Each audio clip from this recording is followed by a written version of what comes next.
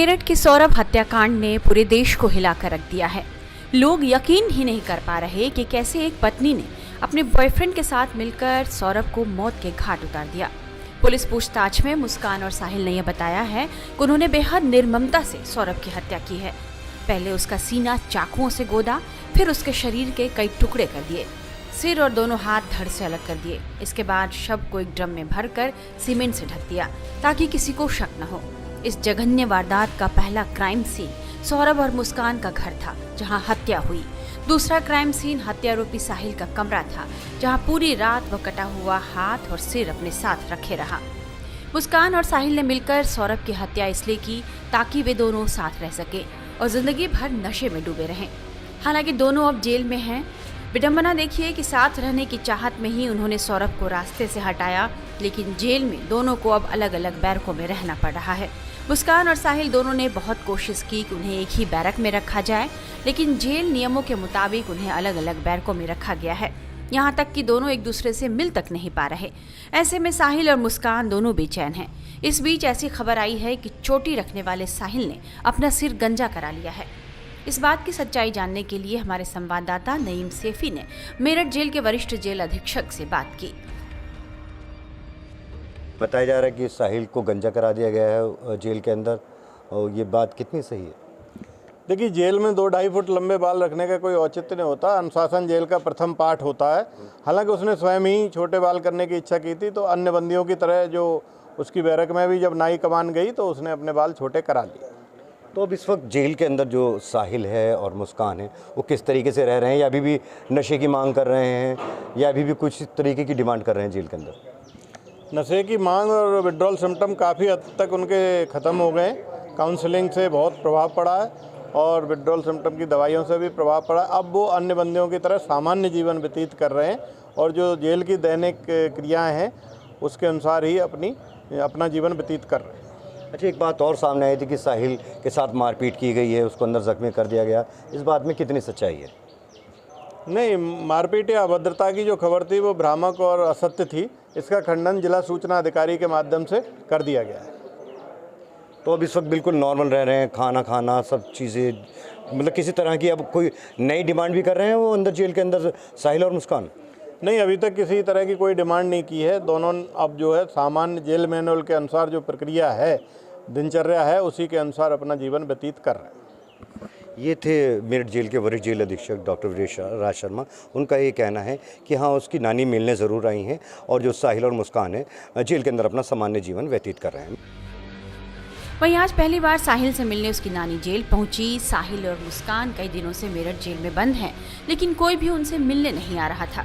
साहिल की नानी ने बताया कि उन्हें साहिल की याद आ रही थी, इसलिए वह मिलने चली आई। वो अपने साथ कपड़े और नमकीन लेकर आई थी। सुनिए जेल में साहिल से मिलने आई नानी ने क्या कहा। साहिल शुक्ला से। साहिल से? हाँ। हाँ, याद आ रही थी साहिल की? हाँ। अच्छा, क्यों मिलना आई हो, क्या कहना बताओ? कहना कुछ नहीं है, मिल जाऊँ, कुछ कहेगा वो है वो नंगा है, कपड़े उपड़े दे जाऊंगी और क्या हो, कुछ नहीं। आप कह रही थी ना कि मैं उसके साथ नहीं हूँ, लेकिन मैं मिलने आई हूँ बस। मैं ये नहीं कह रही साथ नहीं हूँ या क्या है, ये मुझे कुछ नहीं पता। मिलने आई हूँ, साथ का कोई वो ही नहीं है काके में। तो थोड़ा सा ये है। इसने गलत किया सही किया तुम बताओ? नहीं, तुम्हें यकीन नहीं होगा। नहीं, मुझे यकीन है। अपने साहिल से ज्यादा उस लड़के का दुख है बहुत। सूर्य नारायण मेरे आगे हैं, झूठ नहीं है, उसका बहुत दुख है जो हुआ उसके साथ। अति हुई बस। चलो, अब क्या क्या होगी उससे साहिल से? अब जाऊँ देखूँ क्या कहता है कि वो है। अब जो कुछ लाई हूँ कपड़े उपड़े दे दूँ। अच्छा, कपड़े और क्या लाई उसके लिए? और एक नमकीन का वो लाई हूँ। और वो लाई क्या कहाँ सामान तुम्हारा? सामान कहाँ है? मुझे अंदर पड़ा। अच्छा अच्छा, हाँ, मतलब साहिल की याद आ रही थी आपको? अरे मिलना तो था ही कितने दिन। ये तो बताओ, दामाद क्यों नहीं आया? है दामाद तो वैसे भी नहीं आते थे, महीने 2 महीने में एक दिन को आते थे। नोएडा रहते हैं। उन्होंने पूछा नहीं दामाद ने?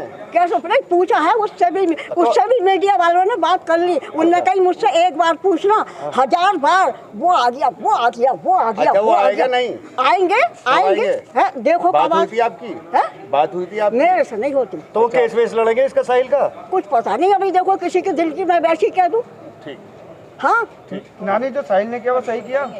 अरे मैं कह रही हूँ, मुझे अब तुम्हें यकीन नहीं आ रहा। इतनी बात मैं कह रही हूँ कि उससे ज़्यादा लड़के का दुख है। कुछ नहीं करा। ये दो नशे हो गए, नहीं 2 नशे हो गए। एक तो नशा खूब कर रखा था, एक आदमी को औरत का आदमी को नशा, ये सबसे बड़ा हो गया। मेरठ जेल में साहिल से मिलने उसकी नानी आई हैं और क्या सामान लाई हैं और कैसे मिलने आई हैं, क्या प्रक्रिया है, हमसे बात करने के लिए मौजूद है मेरठ जेल के वरिष्ठ जेल अधीक्षक डॉक्टर वीरेश राज शर्मा। स्वागत है आपका टाइम्स राउंड पर। आज साहिल की नानी मिलने आई हैं, कैसे मिलने आई हैं और क्या क्या साथ लेकर के आई हैं? जी, आप सही कह रहे हैं कि साहिल की नानी ने मुलाकात की पर्ची लगाई थी और जेल मैनुअल के अनुसार परिजन, मित्र, वकील आदि यदि पर्ची लगाते हैं, निवेदन करते तो उनकी नियमानुसार मुलाकात कराई जाती है। आज साहिल की नानी ने पर्ची लगाई थी तो उसकी मुलाकात कराई जा रही है। फल और बिस्कुट पैक्ड जो हैं वो लाई थी, उनको नियमानुसार अन्य बंदियों की तरह लाने की अनुमति दी गई। अच्छा, जो साहिल की नानी है वो साहिल से ही मिलेंगी या मुस्कान से भी मिल सकती हूँ अंदर जाकर? नहीं, उन्होंने केवल साहिल की पर्ची लगाई है और साहिल की नानी है, मुस्कान से नहीं मिलेंगी, केवल साहिल से मिलेंगी। वहीं मेरठ में सौरभ हत्याकांड की जांच जारी है। मेरठ में सौरभ के घर पर फॉरेंसिक टीम पहुंची, जहां उसकी हत्या की गई। बताया जा रहा है कि फॉरेंसिक टीम ने वहां से सबूत जुटाए। टीम कुछ सूटकेस और कुछ सबूत अपने साथ ले गई। इस बारे में और जानकारी दे रहे हैं हमारे संवाददाता मोहितो। मेरठ पुलिस के अधिकारियों के साथ कल एफएसएल की टीम सौरभ राजपूत के उस घर पहुंची जहां पर उसकी हत्या की गई थी। इस वक्त हम उसी घर के बाहर मौजूद हैं। कल देर रात यहां पर एफएसएल की टीम पहुंची, इसके साथ ही यूपी पुलिस के अधिकारी भी थे और यहां पर उस कमरे की पूरी तरीके से जांच की गई। वहां से साइंटिफिक एविडेंस उठाए गए जहां पर सौरभ की हत्या की गई थी। उस बेड को पूरी तरीके से खंगाला गया, उसमें से ब्लड स्टेन्स लिए गए जहां पर सौरभ की लाश को छुपाया गया था। बेड के ऊपर जो सामान रखा हुआ था, जिसके अंदर मुस्कान का एक पर्स था, कुछ पेपर्स थे, इसके अलावा एक मिक्सी ग्राइंडर थे, जो मिक्सर ग्राइंडर था उसका इस्तेमाल इस मर्डर केस में हुआ या नहीं हुआ, उसको लेकर जो साइंटिफिक एविडेंस है वो लिए गए हैं। जो अलमीरा थी, अलमीरा के बगल में वो नीला ड्रम रखा हुआ था, अलमीरा से स्टेन्स उठाए गए हैं। तो जहां जहां ब्लड स्टेन्स मिले हैं उनको वो उठाए गए हैं। इसके अलावा जितना भी वहां सामान था वहां से साइंटिफिक एविडेंस लेने की कल कोशिश की गई है। फिलहाल यूपी पुलिस की ये कोशिश है कि इस मामले में ज्यादा से ज्यादा सबूत जो हैं वो कलेक्ट किए जा सके, क्योंकि अभी तक इस मामले में जो दोनों आरोपी हैं साहिल या मुस्कान, उनसे पूछताछ नहीं की है, क्योंकि पुलिस का कहना है कि दोनों नशे के आदी थे। उनको नॉर्मल करने के लिए 15 से 20 दिन का वक्त लगेगा, उसके बाद ही उनके बयान लिए जा सकते हैं, जिससे वो सही पूरा कहानी बता सके कि आखिरकार इस हत्या की वजह क्या थी और किस तरीके से उन्होंने इस पूरे हत्याकांड को अंजाम दिया था। फिलहाल पुलिस सारे एविडेंस को इकट्ठा कर रही है और इन दोनों आरोपियों को खिलाफ सख्त से सख्त केस बनाने की तैयारी कर रही है।